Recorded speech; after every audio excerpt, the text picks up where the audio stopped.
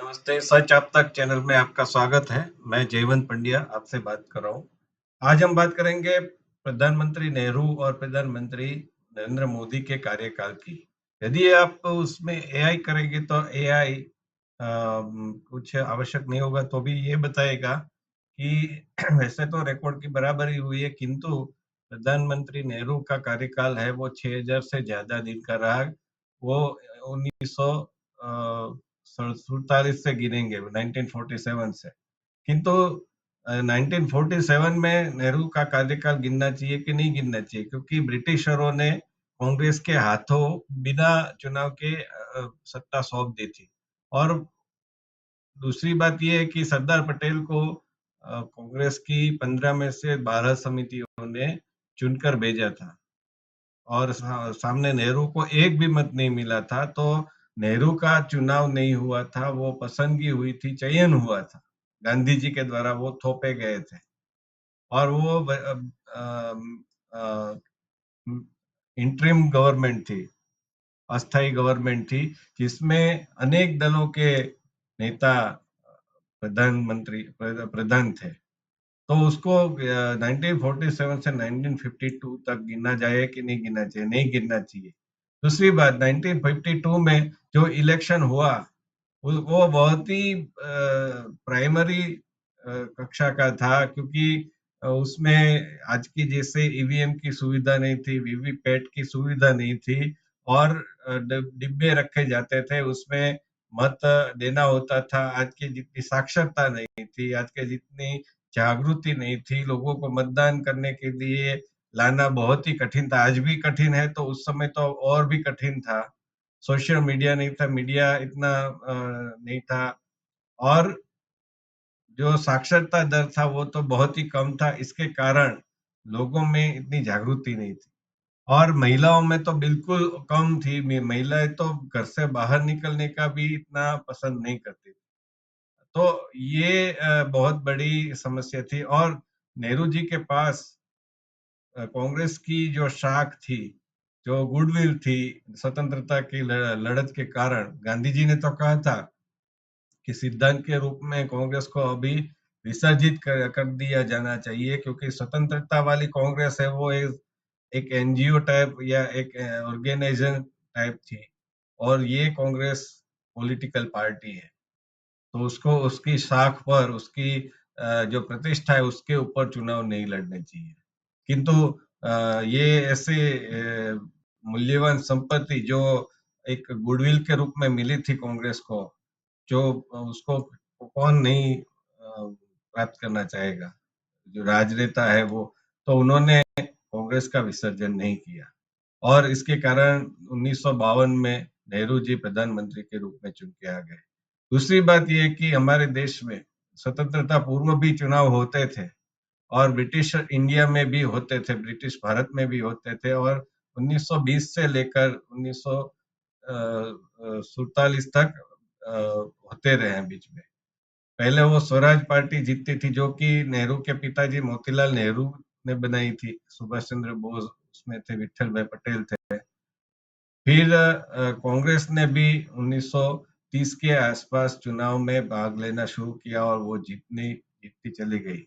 1937 में शायद मैं भूलता नहीं हूँ तो कांग्रेस ने पहला चुनाव जीता और उस समय यूनाइटेड प्रोविंसेस बोला जाता था उत्तर प्रदेश को। बिहार, उड़ीसा, ऐसी सब जगह कांग्रेस जीती और इसके कारण कांग्रेस को चुनाव का एक अनुभव था और उसका संगठन इतना देशव्यापी था। दूसरी बात ये कि जब हम बात करते हैं कंपैरिजन की, एक तुलना करते हैं, तो प्रधानमंत्री मोदी जी के पहले 2014 के पहले भाजपा को हिंदी बेल्ट का पक्ष बोला जाता था। कर्नाटक में हालांकि वो येदियुरप्पा एक बार जीत के आए थे, लेकिन जब भी 2014 का चुनाव आया तब तक कर्नाटक में भी कांग्रेस की सरकार थी और इस प्रकार गुजरात, राजस्थान, मध्य प्रदेश और हिमाचल प्रदेश, इन्हीं राज्यों में भाजपा जीतती थी। लेकिन 2014 में जब प्रधानमंत्री मोदी जी को प्रधानमंत्री का उम्मीदवार घोषित किया गया तो उनके ही दल में आडवाणी जी और मुरली मनोहर जोशी जैसे दिग्गज नेताओं के विरोध का उनको सामना करना पड़ा और उसके बावजूद उसके उपरांत भी वो जीत के आए और भाजपा को स्पष्ट बहुमत दिलाई।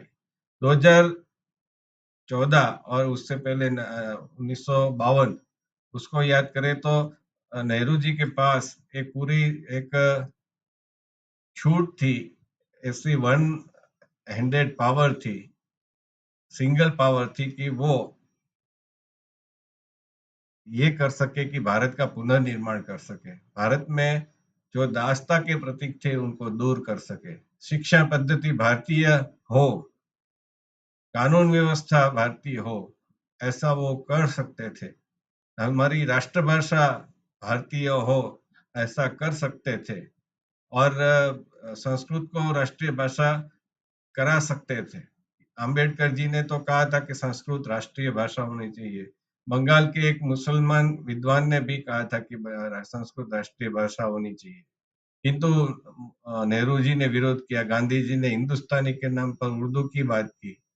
तो हिंदी, यदि हिंदी के स्थान पर संस्कृत रखी गई होती तो तमिलनाडु, कर्नाटक आदि में जो विरोध होता है वो विरोध नहीं होता। तो संस्कृत की उपेक्षा की गई, सेना को दुर्बल किया गया, सेना को वो रखना ही नहीं चाहते थे नेहरू। उनका मत था कि सेना की क्या आवश्यकता है, पुलिस हमारे पास है ही। तो सेना को रखना नहीं चाहते थे।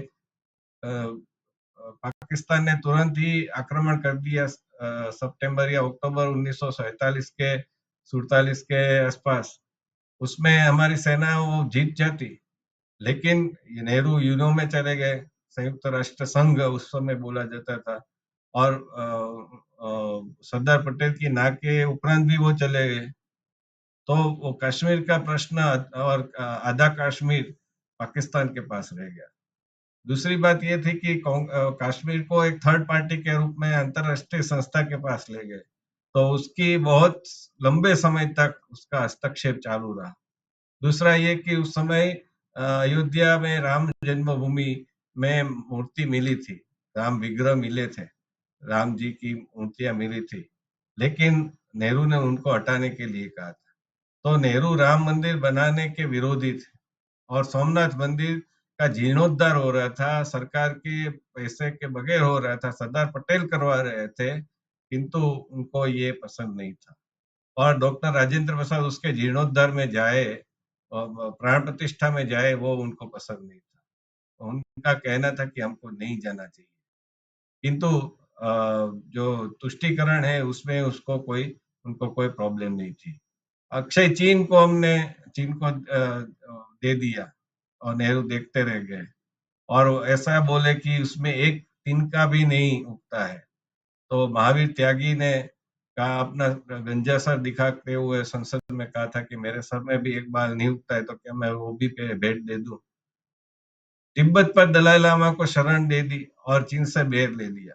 वैसे तो वो चीन के साथ भाई भाई की बात करते थे, हिंदी चीनी भाई भाई की, किंतु तिब्बत के समस्या पर दलाई लामा को शरण दे दी और चीन से बैर ले लिया। उसका नतीजा ये हुआ, परिणाम ये हुआ कि 1962 में युद्ध हुआ और हम बुरी तरह से वो युद्ध हार गए। हमारी 30,000 स्क्वायर मीटर किलोमीटर से भी ज्यादा जमीन है, वो भूमि है, वो चीन के पास चली गई।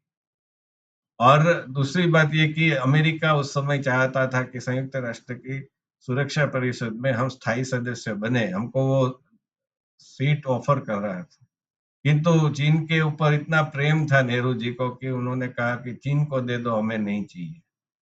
और आर्थिक नीतियां जो रखी वो साम्यवादी रूप की रखी। तो इसके कारण भारत का जो प्रोग्रेस होना चाहिए, जो इजराइल का हुआ, जो चीन का हुआ, जो जापान का हुआ, वो हमारा नहीं हो सका। और अब बात करते हैं प्रधानमंत्री नरेंद्र मोदी की। तो 2014 में जब आए तो आर्थिक स्थिति कितनी डामाडोल थी। नेहरू जी के समय भी डामाडोल ही थी, क्योंकि ब्रिटिश लोग पूरा भारत को शोषण करके गए थे। बहुत सारा धन लेकर गए थे। दुष्काल जैसी स्थितियां सामान्य थी और नेहरू जी ने भाखरा नांगल डैम उसको मंदिर बताया आधुनिक, वो एक बहुत अच्छी बात थी, उसकी मैं प्रशंसा करता हूँ। और IIM एम्स हो आदि जो संस्थाएं, बड़ी बड़ी संस्थाएं बनाई, वो भी नेहरू के कार्यकाल में, लेकिन उसमें डॉक्टर विक्रम साराभाई जैसे बहुत सारे लोगों का भी हाथ रहा, बहुत सारे ऐसे उद्योगपतियों का भी हाथ रहा जिन्होंने अपनी भूमि इसके लिए आवंटित कर दी। और विक्रम साराभाई जैसे वैज्ञानिक ने इसरो की स्थापना में बहुत बड़ी भूमिका निभाई, लेकिन उनको ऐसा अवसर देना वो भी प्रधानमंत्री के हाथ में होता है, तो उसके लिए भी हम नेहरू जी को यश दे सकते हैं। लोकतंत्र की बात हो, क्योंकि दूसरे देशों में लोकतंत्र टिका नहीं, हम पाकिस्तान की बात कर ले तो पाकिस्तान में लोकतंत्र आता जाता रहा है, और जो भी मतलब चुनी हुई सरकार आती है उसको भी हम ये नहीं कह सकते कि ये पूरी तरह से लोकतांत्रिक सरकार है, क्योंकि वहां पर बार बार सैनिक शासन आ जाता है, और जब भी चुनाव होते हैं तो चुनाव में भी ऐसा कहा नहीं जाता कि वो पूरी तरह से निष्पक्ष और न्यायी चुनाव है। उसमें सेना का हस्तक्षेप रहता है, सेना जिसको चाहती है वही सरकार बनती है, और सेना की इच्छा अमेरिका की इच्छा पर निर्भर करती है। अभी चीन का भी थोड़ा बहुत हस्तक्षेप होता है। तो ये पाकिस्तान हो, बांग्लादेश हो, बांग्लादेश तो नेहरू जी के बाद बना, लेकिन मेरे कहने का अर्थ ये है कि एक बात ये रही कि लोकतंत्र की स्थापना हो सकी। कई हद तक नेहरू जी अपने विरोधी विचार को भी उसका स्वागत करते थे। अटल बिहारी वाजपेयी, भारतीय जनता पक्ष उस समय जनसंघ के नाम से था, उन्होंने जब भी प्रवचन दिया संसद में, नए चुन के आए थे और युवान थे, तो नेहरू जी ने उनको बहुत सराहा था और उनके लिए अच्छी भविष्यवाणी की थी। तो ये भी बात थी कि एक लोकतंत्र को मजबूत करने का काम नेहरू जी ने एक तरह से किया। हालांकि आकाशवाणी पर हिंदी गीतों पर प्रतिबंध लगाना हो, ऐसे बहुत सारे काम हुए जिसमें मीडिया को अपने हाथ में लेने की चेष्टा की गई। फिल्म इंडस्ट्री नेहरू नेहरू करती थी। आप दो जासूस फिल्म का गाना देखिए, दो जासूस करे महसूस, उसका तीसरा अंतरा है कि नेहरू का सम्मान नहीं करते, गांधी जी का सम्मान नहीं करते। मनोज कुमार की उपकार हो, उसमें नेहरू जी की वाह वाह होती है, इसका उसका गाना है मेरे देश की धरती। तो ऐसे बहुत सारे उस समय चालू हो गई थी मीडिया की भक्ति, कि जिसमें नेहरू और गांधी जी की ही बात होती थी। आज तक आज तक जो भी फिल्म बन रही है, उस फिल्म में पुलिस स्टेशन हो, कोर्ट हो अथवा घर हो, उसमें 3 फोटो में से 2 फोटो आपको अवश्य देखने को मिलेगी। एक गांधी जी की, दूसरी नेहरू जी की अथवा इंदिरा जी की अथवा राजीव जी की। ये 3-4 लोग हैं, उसकी ही छवि क्यों होती है? फिल्म आप फिल्म में देखिए, स्वतंत्रता के बाद जितनी फिल्में बनी, उसमें ये होता है। तो टाइम्स ऑफ इंडिया की बात करें तो टाइम्स ऑफ इंडिया का संचालन उसके स्वामी रामकृष्ण डालमिया थे, तो वो भक्त थे, तो उसके हाथ से टाइम्स ऑफ इंडिया कुछ केस करके ले लिया, और अभी जो वर्तमान मैनेजमेंट है उसके पूर्वज के ऊपर सौंप दिया, जो कि रामकृष्ण डालमिया के दामाद थे। तो ऐसी बहुत सारी मीडिया को कंट्रोल करने की भी बात हुई है। ऐसा नहीं है कि नेहरू पूरी तरह से लोकतंत्र में मानते थे। और पहली चुनी हुई सरकार केरल की साम्यवादी थी, वामपंथी थी, उसको इंदिरा जी के कहने पर बर्खास्त कर दिए नामुद्दीन पाद को। तो लोकतंत्र की बात की जाए तो अभी तक नरेंद्र मोदी ने एक भी चुनी हुई सरकार को गिराया नहीं है। उसको 356 का उपयोग करके एक भी सरकार को बर्खास्त नहीं किया, राष्ट्रपति शासन नहीं डाला है। बीच में शुरुआत में अरुणाचल प्रदेश और उत्तराखंड में ऐसा प्रयास हुआ था, लेकिन वो उन्होंने विरोध होने के बाद वो सब बातें छोड़ दी। यहाँ तक कि पश्चिम बंगाल में इतने सारे अत्याचार हुए, सब लोग कह रहे थे कि ये ममता बनर्जी के शासन में इतने अत्याचार हो रहे, हिंदू विरोधी सब बातें हो रही है अत्याचार की, अत्याचार हो रहे हैं, लेकिन आप फिर भी इतने कार्यकर्ताओं की हत्या हो रही है, फिर भी आप राष्ट्रपति शासन नहीं ला रहे। लेकिन प्रधानमंत्री नरेंद्र मोदी ने राष्ट्रपति शासन नहीं लादा और उन्होंने प्रयास किया कि चुन कर ही भाजपा अपनी सरकार बनाए। तो ये बात नेहरू नरेंद्र मोदी के साथ है। दूसरी बात ये है कि प्रधानमंत्री नरेंद्र मोदी जब भी सत्ता में आए तो हमारा देश उसकी जीडीपी है 4 के आसपास थी, 4%। और मूडीज आदि जो S&P आदि जो रेटिंग एजेंसी है वो डाउनग्रेड कर रहे थे हमारा रेटिंग।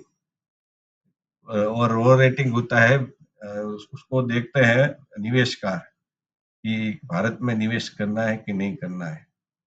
तो ऐसे देशों की रेटिंग होती थी, उसमें भी हमारा डाउनग्रेड था। कश्मीर में पाकिस्तान के जवान आते थे और आराम से हमारे 2 सैनिक की हत्या करके आराम से चले जाते, जैसे अब एक उद्यान में आए हो और उद्यान से वो फूल चुनकर फूल निकाल कर वो चले गए और कोई कार्यवाही नहीं।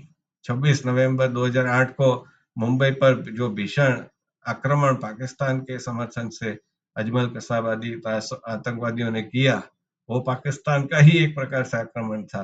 2008 में इतने सारे जयपुर, बेंगलुरु, हैदराबाद, ऐसे बहुत सारे शहरों में, अहमदाबाद और दिल्ली, उसमें बम धमाके हुए, किंतु उसके बाद कोई मुंह तोड़ जवाब पाकिस्तान को नहीं दिया गया था। तो ऐसी स्थिति हमारी थी कि हमारा मनोबल काफी हद तक गिर चुका था, भारतीयों का गिर चुका था। और मोदी जी के आने के बाद जो 11वें स्थान पर हमारी इकोनॉमी थी वो 5 से 6 या 5 के आसपास रहती है। अभी डाउनग्रेड हो गई है, 6 में चली गई है युद्ध के कारण। तो अर्थतंत्र को ऊपर पहुंचाया और डीबीटी के द्वारा गरीबों तक डायरेक्ट बैंक ट्रांसफर यानी जो सहायता मिलती है वो सीधे खाते में जमा करने के लिए व्यवस्था की, डिजिटाइजेशन किया। और सबसे महत्व की बात यह है कि भारतीयकरण चालू हुआ, भारत का भारतीयकरण। भारत नाम आपने G20 में देखा होगा कि भारत के नाम से पत्रिका गई थी, आमंत्रण दे गया था। भारत और भारतीयता का एक उद्घोष इस सरकार में हमको 2014 से देखने को मिलता है। और एक-एक करके गुड़गांव का गुरुग्राम हो, इलाहाबाद का प्रयागराज हो, ऐसे बहुत सारे नाम को बदला गया है। औरंगाबाद का छत्रपति संभाजी नगर हो, ऐसे बहुत सारे नाम बदल गए। अभी स्थिति ये है कि पाकिस्तान में मरियम नवाज की सरकार इस्लाम नगर का कृष्ण नगर कर रही है, बाबरी मस्जिद चौक का जैन मंदिर चौक कर रही है।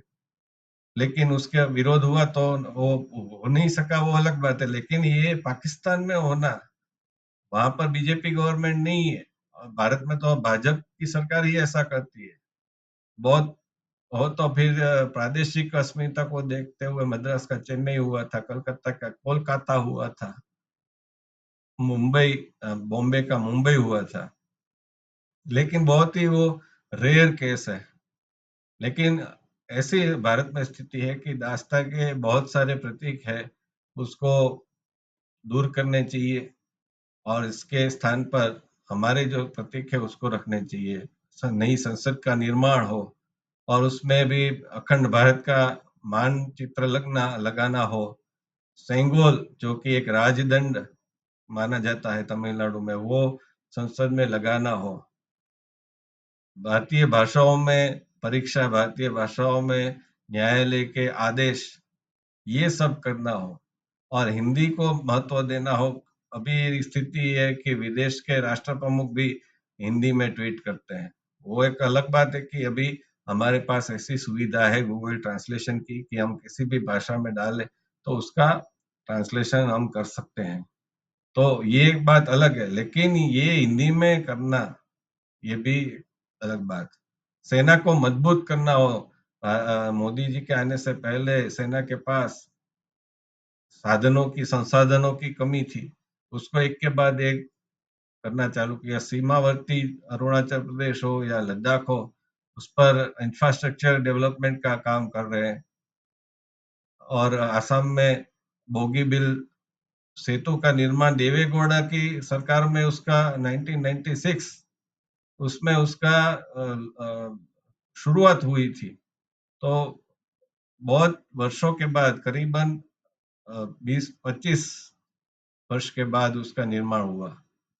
और नई संसद, भारत मंडपम, ऐसे बहुत सारे इंफ्रास्ट्रक्चरल चेंजेस भारतीय एक उसमें झलकती है। रेलवे स्टेशन में जो चित्रकारी है, उसमें वहाँ की जो स्थानिक संस्कृति है, वो झलकती है। आप जब भी देखेंगे कोई बड़ा कार्यक्रम हो, बड़ी इवेंट हो, G20 की मीटिंग हो, जिसमें वसुधैव कुटुंबकम की थीम रखी गई थी, और नालंदा उसकी बात रखना हो, वैश्विक पटल पर उसको रखना हो, यूनो में मतलब संयुक्त राष्ट्र में रखना हो, UN में, योग योग हमारा है, वो नेहरू जी भी उसकी तस्वीर है उसकी। लेकिन संयुक्त राष्ट्र में योग दिवस, अभी ये जून महीना चल रहा है और 21 जून को योग दिवस मनाया जाएगा पूरे विश्व में। तो योग दिवस का प्रारंभ कराना हो, और हमारे जो देश में गुरु गोविंद सिंह जी के बेटे, उनकी जो मृत्यु हुई, वीरगति हुई इस्लामिक आक्रांताओं के कारण, तो उसका वीर बाल दिवस, ऐसे दिवस मनाना हो। भारत भगवान बिरसा मुंडा के जन्मदिन को जनजातीय दिवस के रूप में मनाना हो। तो ऐसे बहुत सारे काम और क्रम हुए, जिसके कारण ऐसा लगता है कि भारत में भारतीयता फिर से जाग उठी है। नेहरू जी का ये था कि वो हिंदू धर्म से अपने आप को नहीं जोड़ते थे इतने, वो पसंद नहीं करते थे। और उनकी जो रहनी करनी थी, उनकी जो भाषण थे, जो स्वतंत्रता के समय भी दिए, वो अंग्रेजी में दिए थे। और मोदी जी विदेश में भी जाते हैं तो हिंदी में बात करते हैं। और मोदी जी अपने हिंदुत्व को अपनी कहते हैं ना स्लीव पर धारण करते हैं, मतलब वो छुपाते नहीं है। केदारनाथ में जाना हो, वाराणसी में जाना हो, नदी में स्नान करना हो, त्रिकुंड करना हो, पूजा करनी हो, विदेश में भी जाएंगे तो बांग्लादेश में जाएंगे तो बांग्लादेश एक इस्लामिक देश के रूप में जाना जाता है, लेकिन वहां पर ढाका में ढाकेश्वरी मंदिर में जाना, और विदेशी मेहमान जो आते हैं, राष्ट्र प्रमुख के कक्षा के प्रधानमंत्री आते हैं, तो पहले जाते थे ताजमहल और मुंबई और पुणे, हैदराबाद आदि शहर, बेंगलुरु। लेकिन अब क्या होता है, अब उसको साबरमती आश्रम में गांधी जी की यादें वो दिखाते हैं, वैष्णव जन की बात करते हैं, चरखा चलाते हैं। वो भले सिंबॉलिक हो, लेकिन एक मैसेज देने का प्रयास है। वो वाराणसी में गंगा किनारे ले जाकर, शिंजो आबे अभी नहीं रहे, लेकिन जापान के प्रधानमंत्री को वहां ले गए थे और गंगा आरती करवाई थी।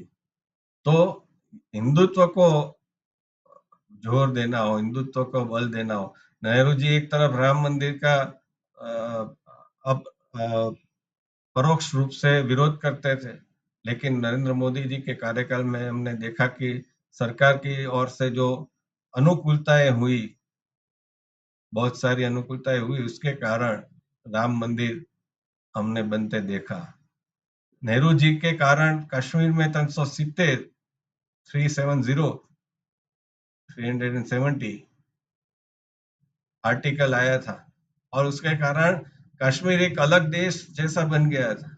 उसके जो मुख्यमंत्री थे शेख अब्दुल्ला, वो अपने आप को वजीर आजम यानी प्रधानमंत्री कहलवाते थे, और ऐसे व्यक्ति के हाथ में सौंप दिया। और इसी व्यक्ति के कारण तो महाराजा हरि सिंह अपना कश्मीर का विलय भारत में नहीं कराना चाहते, वरना उनका कोई ऐसा निर्णय नहीं था, उनका ऐसा मन नहीं था कि भारत में विलय न हो। किंतु उनकी शर्त ये थी कि शेख अब्दुल्ला के हाथों आप न सौंपे, क्योंकि वो पाकिस्तान तरफी कट्टर मुस्लिम है। लेकिन नेहरू जी के मित्र थे शेख अब्दुल्ला, तो उनको सौंप दिया। और फिर बाद में नेहरू जी को ही पता चला कि ये शेख अब्दुल्ला कितने गद्दार है, और उसके कारण उनको जेल में डाला गया। और बाद में जो हजरत दरगाह का बाल चोरी हो गया, वहां से गायब हो गया, उसके कारण शेख अब्दुल्ला को छोड़ना भी पड़ा। ये सारी बातें हैं वो नेहरू जी के शासन में हुई। तो कश्मीर को इतना उलझा दिया, कश्मीर मुद्दे को, और एक मुसलमान, कट्टर मुसलमान, और वहाँ का इस्लामीकरण इतना हो गया। तो ये सब नेहरू जी की गलतियों के कारण हुआ। बलूचिस्तान के लिए वहाँ के जो शासक थे, उन्होंने कहा था कि हम इसको भारत में विलय कराना चाहते हैं, लेकिन नेहरू जी ने ना बोल दिया। ऐसे आप बहुत सारे केस देखेंगे कि नेहरू जी की गलतियों के कारण भारत जो होना चाहिए था वो नहीं हुआ। तो नरेंद्र मोदी के शासन में ये बात हो गई कि बलूचिस्तान को सरकार नहीं बताएगी, लेकिन लाल किले पर से 2016 में, मैं नहीं भूलता हूँ, तो 2016 में प्रधानमंत्री ने बलूचिस्तान का मुद्दा उठाया था। और आप देखिए कि मनमोहन सिंह की सरकार थी तो बलूचिस्तान में हम वहां के विद्रोही को मदद करते हैं, ऐसी परोक्ष रूप से बात मनमोहन सिंह जी ने स्वीकार ली थी, और उसका डिक्लेरेशन भी होने वाला था या हो गया था। अभी ये मैं फैक्ट देखकर नहीं बोल रहा हूँ, इसलिए मैं कंफर्म नहीं हूँ। तो ऐसी गलतियां हुई, लेकिन आज हम देख सकते हैं कि आज बलूचिस्तान के विद्रोही है, वो कितनी अच्छी रूप से पाकिस्तान को उनकी ही भाषा में जवाब दे रहे हैं। पाकिस्तान अधिकृत कश्मीर में ऐसी स्थिति हो गई है कि वहां के लोग विद्रोह कर रहे हैं, और इस विद्रोह को दबाने के लिए पाकिस्तान की सेना, असीम मुनीर, जो कि भारत के सेक्युलर मीडिया को बहुत ही भाता है, सेक्युलर जर्नलिस्ट को बहुत भाता है, विश्लेषकों को बहुत भाता है, वो गोलीबार करा के वहां के लोगों को मार रहे हैं। अफगानिस्तान के लिए ऐसी नीति बना दी कि पाकिस्तान और अफगानिस्तान आपस में लड़ रहे हैं।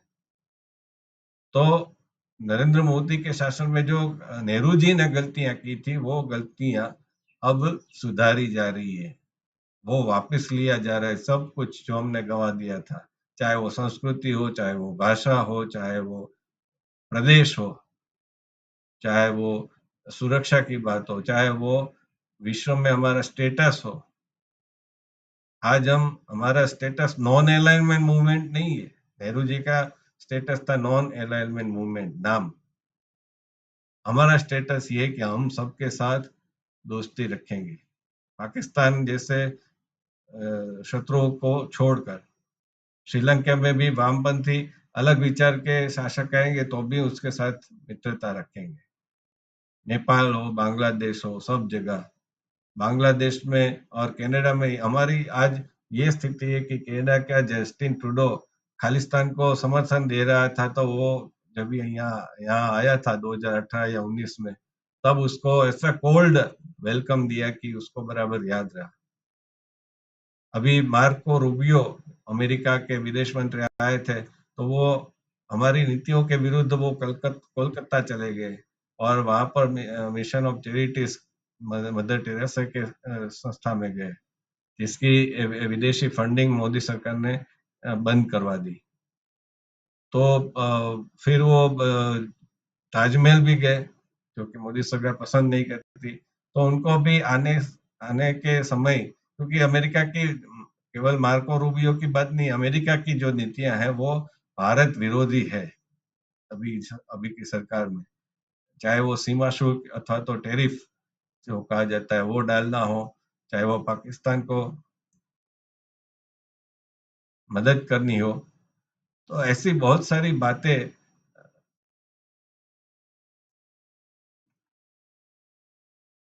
होती है, इसके कारण